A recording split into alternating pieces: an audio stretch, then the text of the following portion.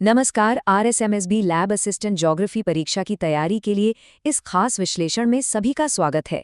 आज हम world climate और क्लाइमेट चेंज जैसे ज़रूरी टॉपिक की हर परत को खोलकर समझेंगे।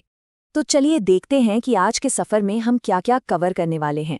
हम शुरुआत करेंगे क्लाइमेट के बेसिक सिद्धांतों से, फिर चलेंगे इसके वर्गीकरण पर, क्लाइमेट चेंज की प्रक्रिया और उसके असर को समझेंगे, और फिर एग्जाम के लिए कुछ खास ट्रिक्स और प्रैक्टिस क्वेश्चन भी देखेंगे। किसी भी बड़ी इमारत को बनाने के लिए उसकी नींव मजबूत होनी चाहिए। तो चलिए सबसे पहले कुछ बेसिक कॉन्सेप्ट्स को समझकर अपनी नींव मजबूत करते हैं। देखिए, परीक्षा के लिए ये अंतर समझना बहुत जरूरी है। वेदर मतलब आज का हाल, आज गर्मी है या बारिश हो रही है, ये हर घंटे हर दिन बदल सकता है। लेकिन क्लाइमेट वो एक लंबी कहानी है। मतलब किसी जगह का मौसम 30 साल या उससे ज्यादा समय तक औसतन कैसा रहता है। जैसे हम कहते हैं ना कि राजस्थान का क्लाइमेट गर्म और सूखा है। अच्छा, अब आते हैं इस टॉपिक के सबसे ज़रूरी हिस्से पर, जहां से सवाल बनने की सबसे ज़्यादा संभावना है।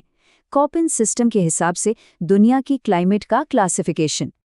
अब इस टेबल में जो सबसे दिलचस्प बात है वो ये कि कोपन ने इन 5 बड़े ग्रुप्स में से 4 को टेम्परेचर यानी तापमान के आधार पर बांटा है, और सिर्फ एक यानी ग्रुप बी को प्रेसिपिटेशन यानी बारिश के आधार पर। ये एक बहुत ही ज़रूरी पॉइंट है। तो जब भी ग्रुप ए का नाम आए तो याद रखना है कि यहाँ बात हो रही है साल भर ऊंचे तापमान की। बस बारिश के पैटर्न में थोड़ा बहुत फर्क आ जाता है, जैसे कहीं साल भर बारिश होती है तो कहीं मॉनसून के समय। ग्रुप बी यानी ड्राई क्लाइमेट्स, इसे याद रखने का एक आसान तरीका है। डब्ल्यू को वेस्टलैंड यानी डेजर्ट समझिए और एस को स्टेप। MCQs में ये छोटा सा फर्क बहुत काम आता है। ये है मिड लैटिट्यूड क्लाइमेट्स, यानी वो इलाके जो न तो बहुत ज्यादा गर्म है और न ही बहुत ज्यादा ठंडे। ये अक्सर महाद्वीपों के पूर्वी और पश्चिमी किनारों पर मिलते हैं।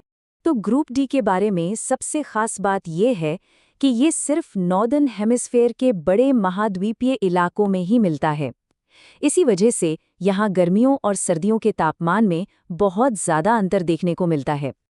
और ये आ गए हम धरती के सबसे ठंडे और कठोर क्लाइमेट पर। यहाँ तापमान इतना कम होता है कि वही जीवन का सबसे बड़ा निर्णायक फैक्टर बन जाता है, बारिश नहीं। चलिए अब आगे बढ़ते हैं और देखते हैं कि ये सब क्लाइमेट चेंज के बड़े कॉन्सेप्ट से कैसे जुड़ा हुआ है, जो आजकल करंट अफेयर्स और ज्योग्राफी दोनों का ही एक बहुत बड़ा टॉपिक है। ये टाइमलाइन हमें दिखाती है कि क्लाइमेट चेंज कोई नई बात नहीं है, ये एक नेचुरल प्रोसेस है। धरती का क्लाइमेट हमेशा से बदलता आया है, लेकिन चिंता की बात है हाल के बदलावों की रफ्तार जो बहुत तेज है। ग्रीन हाउस इफेक्ट को समझना है तो सोचिए कि एक कार धूप में खड़ी है। कार के शीशे सूरज की रोशनी को अंदर तो आने देते हैं, लेकिन अंदर बनी गर्मी को पूरी तरह बाहर नहीं जाने देते। नतीजा, कार अंदर से गर्म हो जाती है। हमारी पृथ्वी के साथ भी कुछ ऐसा ही होता है। परीक्षा के लिए ये जानना जरूरी है कि कौन सी गैसें इस गर्मी को रोकती हैं। इनमें सबसे बड़ा नाम है कार्बन डाइऑक्साइड यानी CO2, जो खासकर जीवाश्म ईंधन जलाने से निकलती है। अब यहाँ एक आम कंफ्यूजन होता है।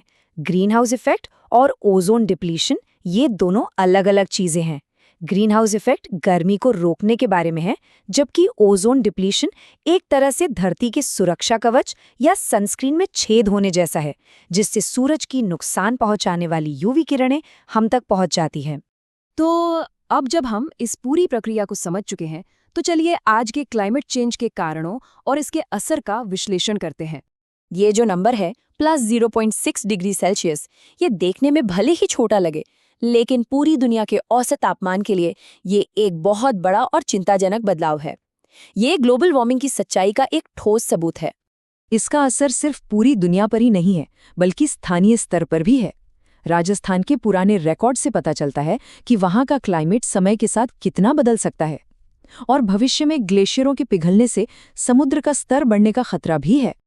चलिए अब गियर बदलते हैं और सीधे एग्जाम मोड में आते हैं। कुछ क्विक ट्रिक्स और उन गलतियों पर ध्यान देते हैं जिनसे परीक्षा में बचना है।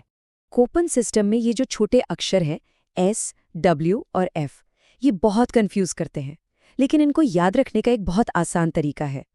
S मतलब समर ड्राई, W मतलब विंटर ड्राई और F का मतलब है फॉइस्ट, जो एक जर्मन शब्द है जिसका मतलब होता है नम, यानी कोई सूखा मौसम नहीं। परीक्षा में अक्सर एक जाल बिछाया जाता है बी और ई क्लाइमेट्स को लेकर। आमतौर पर लोग सोचते हैं कि सभी ड्राई क्लाइमेट्स गर्म रेगिस्तान होते हैं, जो गलत है। ग्रुप बी में ठंडे रेगिस्तान भी आते हैं। इसी तरह ये सोचना कि पोलर क्लाइमेट्स में बारिश नहीं होती, ये भी गलत है। वहाँ बारिश होती है, लेकिन बर्फ के रूप में। और आखिर में अपनी तैयारी को परखने का समय आ गया है। चलिए कुछ ऐसे सवाल देखते हैं जो परीक्षा में पूछे जा सकते हैं। एक पल के लिए रुकें और इन सवालों के बारे में सोचें। इनके जवाब इस पूरे विश्लेषण में छिपे हैं। ये सवाल इस टॉपिक के सबसे ज़रूरी कॉन्सेप्ट्स को कवर करते हैं। और अंत में एक बड़ा सवाल, जिस पर आज दुनिया भर के जियोग्राफर्स और पॉलिसी मेकर्स सोच विचार कर रहे हैं। ये सवाल हमें परीक्षा से आगे इस टॉपिक की असल दुनिया में अहमियत के बारे में सोचने पर मजबूर करता है।